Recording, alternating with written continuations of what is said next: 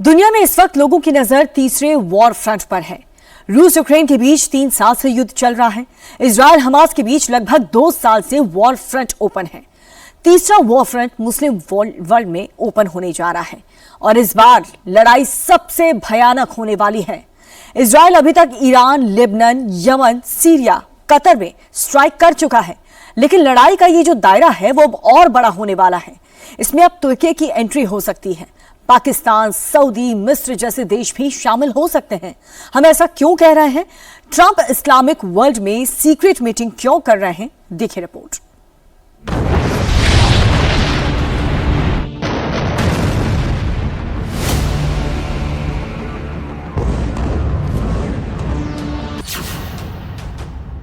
सात 718 दिन से गाजा पर इजराइल कहर बनकर टूट रहा है।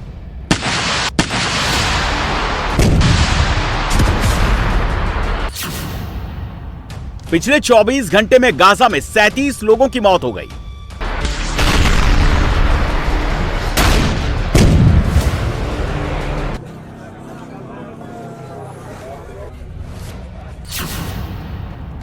पैंसठ 6500 लोग इजरायली अटैक में मारे जा चुके हैं।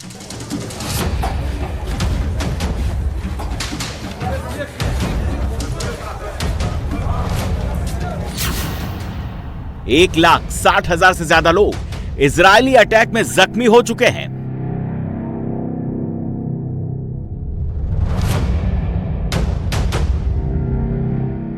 ये गाजा सिटी पर अटैक की सबसे लेटेस्ट तस्वीरें हैं। हमास के टेररिस्ट ने गाजा सिटी के शिफा हॉस्पिटल में जमकर गोले बरसाए। इजराइल ने पूरे गाजा की नाकेबंदी कर दी है। गाजा में लोग भूख से मर रहे हैं और यही वजह है कि न्यूयॉर्क में संयुक्त राष्ट्र महासभा की बैठक में गाजा का मुद्दा छाया हुआ है। अब गाजा से लेकर यूक्रेन तक दुनिया में कई वॉर फ्रंट खुले हुए हैं। दुनिया कई जंग से जूझ रही है। ऐसे समय में अमेरिका के राष्ट्रपति डोनाल्ड ट्रंप ने इस्लामिक देशों के नेताओं के साथ मीटिंग की। 23 सितंबर को हुई इस बैठक में तुर्की, कतर, सऊदी अरब, इंडोनेशिया, पाकिस्तान, मिस्र, यूएई और जॉर्डन के नेताओं ने हिस्सा लिया।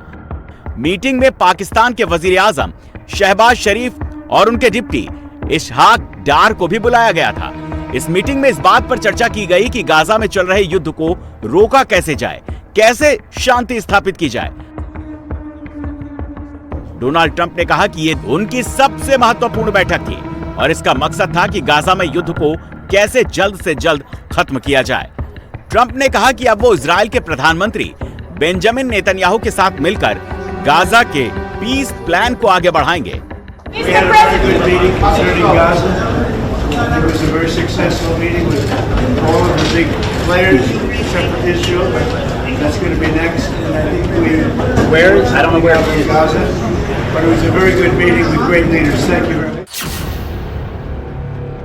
डोनाल्ड ट्रंप चाहते हैं कि तुरंत सीजफायर किया जाए, होस्टेज को जल्द रिहा कराया जाए, गाजा से इजरायली फौज को चरणबद्ध तरीके से हटाया जाए, हमास के बिना फिलिस्तीन अथॉरिटी के साथ एक सरकार का गठन हो, गाजा में अरब और मुस्लिम पीस कीपर की तैनाती की जाए और देशों के सहयोग से गाजा का पुनर्निर्माण हो।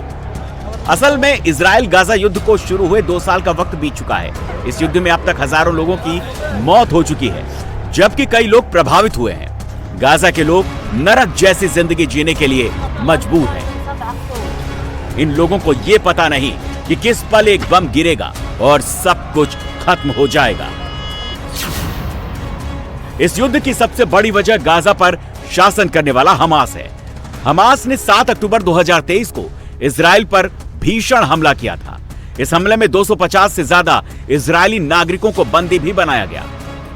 अब पूरा युद्ध इन्हीं इजरायली बंधकों की खोज पर जारी है। इस बीच इजरायल ने हमास के सामने गाजा युद्ध को खत्म करने के लिए 2 प्रमुख शर्तें रखी। इजरायल ने कहा अगर हमास इन दोनों शर्तों को मान ले तो वो युद्ध तुरंत बंद कर देंगे। ये 2 मांगे हैं, अगर बंधकों को रिहा कर दिया जाए और फिलिस्तीनी उग्रवादी समूह हमास अपने हथियार डाल दे तो गाजा का युद्ध समाप्त हो सकता है।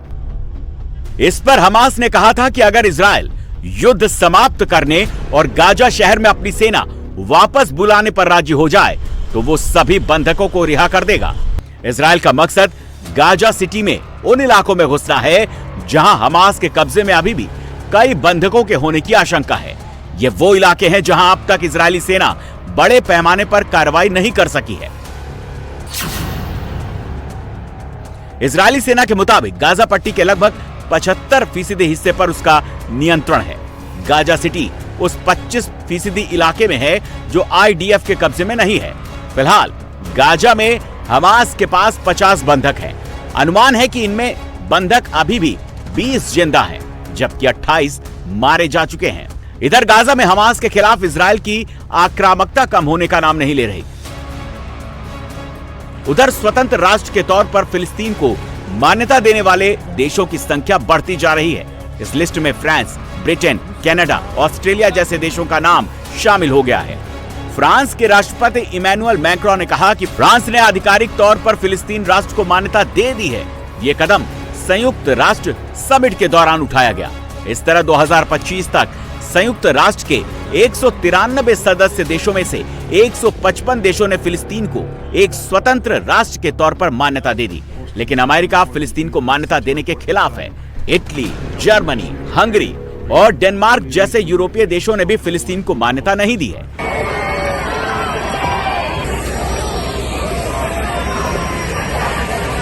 इटली में यह गुस्सा मेलोनी सरकार के उस फैसले के खिलाफ है जिसमें फिलिस्तीन को अलग देश के तौर पर मान्यता नहीं दी गई,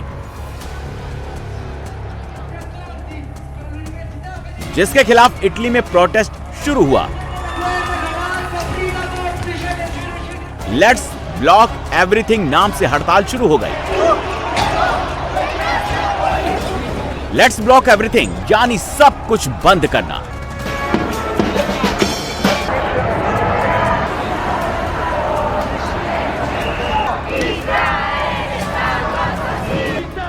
डॉक वर्कर यानी बंदरगाहों पर काम करने वाले मजदूरों ने इजराइल को हथियार भेजने का विरोध करते हुए कई बंदरगाहों को ब्लॉक कर दिया।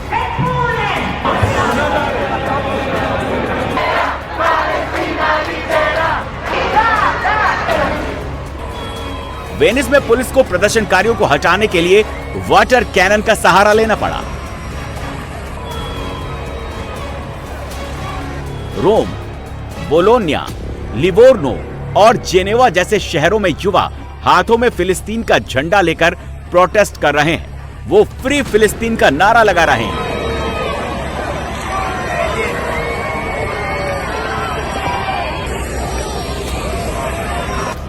दरअसल मेलोनी फिलहाल फिलिस्तीन को अलग देश के तौर पर मान्यता देने से इनकार कर रही हैं। मेलोनी का कहना है कि ऐसे राज्यों को मान्यता देना जो अस्तित्व में है ही नहीं, प्रतिकूल होगा। देखिए, मैं व्यक्तिगत रूप से ये मानती हूँ कि संप्रभुता की आवश्यकताओं को पूरा करने वाले किसी भी राज्य के अभाव में फिलिस्तीन को मान्यता देने से समस्या का समाधान नहीं होता। फिलिस्तीनियों के लिए कोई ठोस परिणाम नहीं निकलते। हालांकि इसके बाद ये कहा जाता है कि फिलिस्तीन को मान्यता देना राजनीतिक दबाव का एक प्रभावी साधन हो सकता है, और यह ठीक है, मैं इसे समझती हूँ। लेकिन हमें यह भी समझना होगा कि दबाव किस पर है।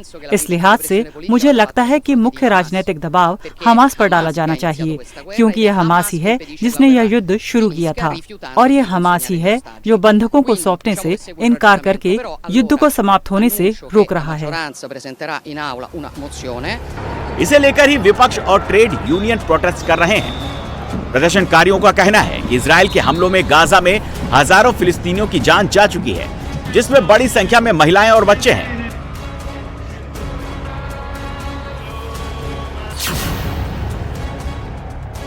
प्रदर्शनकारियों की मांग है कि इटली सरकार तुरंत इजराइल से व्यापार और सैन्य सहयोग खत्म करे, गाजा के लोगों के समर्थन में खुलकर सामने आए, साथ ही फिलिस्तीन को अलग देश के तौर पर मान्यता दे।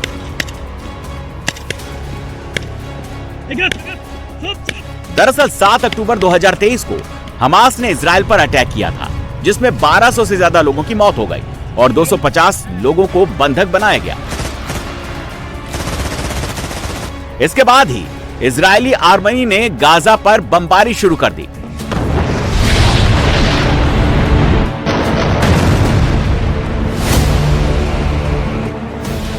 हमास के खात्मे की कसम खाई, जो अब तक जारी है। हमास के खिलाफ इजरायली आर्मी का एक्शन लगातार जारी है। इजराइल के प्रधानमंत्री नेतन्याहू ने फिलिस्तीन को अलग देश के तौर पर मान्यता देने का विरोध किया है। नेतन्याहू का कहना है कि मान्यता देने का मतलब है आतंक को इनाम देना। नेतन्याहू ने क्लियर कर दिया कि जब तक हमास का खात्मा नहीं होगा तब तक ये जंग नहीं रुकेगी। मैं फिर से कहना चाहता हूं कि हम अपने सभी युद्ध लक्ष्यों को प्राप्त करने के लिए दृढ़ संकल्पित हैं, न केवल गाजा में, न हमास के सफाए और हमारे बंधकों की रिहाई, और ये वादा करने में भी कि गाजा अब इजराइल के लिए खतरा नहीं बनेगा, बल्कि अनेक क्षेत्रों में भी सुरक्षा, विजय और शांति के अवसर खोलेगा। नेतन्याहू का कॉन्सेप्ट क्लियर है, हमास को जब तक तोड़ेंगे नहीं तब तक हमला करना छोड़ेंगे नहीं। इसी को लेकर पूरी दुनिया में हड़कंप मच गया। खासतौर पर मुस्लिम देशों के संगठन, दो बड़े संगठन सबसे ज्यादा परेशान हैं, OIC और अरब लीग। OIC यानी organisation of Islamic cooperation, UN के बाद दूसरा सबसे बड़ा संगठन है। इसमें 57 मुस्लिम देश शामिल है और इनका मकसद है मुस्लिम देशों के हितों की रक्षा करना। 25 सितंबर 1969 को OIC का गठन हुआ। इसमें ईरान, सऊदी अरब, पाकिस्तान, तुर्की समेत 57 देश शामिल हैं, जो इजराइल के चारों तरफ सब मिडिल ईस्ट के देश हैं। कतर पर इजराइल के हमले की वजह से पूरी दुनिया में इजराइल ने लड़ाई बोल ली। वो देश भी इजराइल की हरकत की निंदा कर चुके हैं जो उसके पक्ष में रहा करते थे, लेकिन इजराइल ने कह दिया कि इसका कोई मतलब नहीं है, जो भी हमास को बचाएगा उसको छोड़ा नहीं जाएगा। नेतन्याहू की इस कसम के बाद इस्लामिक देशों में हड़कंप मच गया। अरब लीग और OIC ने एक इमरजेंसी बैठक बुलाई और इजराइल के खिलाफ मुस्लिम देशों की नाटो जैसे साझा इस्लामिक मिलिट्री बनाने की कवायद शुरू कर दी गई। दरअसल इन देशों में भी डर फैल गया है कि इजराइल उन पर भी हमला कर सकता है, क्योंकि इसमें कई देश हैं जो हमास के नेताओं को शेल्टर देते रहे हैं। इनको डर है इजराइल का अगला निशाना सऊदी अरब, तुर्की और इराक हो सकते हैं।